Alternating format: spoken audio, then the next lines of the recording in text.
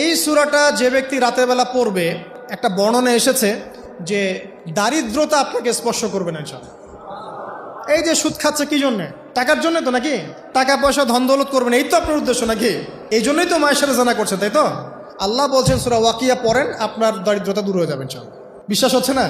রিজিক কার হাতে? না, রিজিক তো আমাদের হাতে। এটা মানুষ বিশ্বাস করে না আসলে, এটা মুখে বলে। মানুষ মুখে বলে রিজিক আল্লাহর হাতে। মানুষ যদি বিশ্বাস করতো রিজিক আল্লাহর হাতে, তাহলে মানুষ কেমন করে সুদ খাবে? ও মনে করছে রিজিক আমার হাতে, আমি যদি খাই সুদ তাহলে আমি গেইন করব, যদি না খাই তাহলে আমি দারিদ্রতায় ভুগবো নাকি?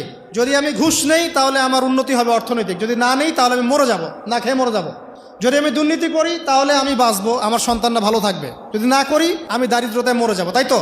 এই কনসেপ্ট ছাড়া কেউ এগুলা কাজ এমনি করতে পারে নাকি? নিঃসন্দেহে আমরা মনে করি যে রিজিকের মালিক আমরা, আল্লাহ নয়। শুধু মুখের মধ্যে বলি যে রিজিকের মালিক আল্লাহ। রিজিকের মালিক যদি আল্লাহ হতো তাহলে আমি হালাল পথে থাকতাম এবং তাওয়াক্কুল করতাম যে আল্লাহ আমাকে যা রিজিক দিয়েছেন তা তো আসবেই।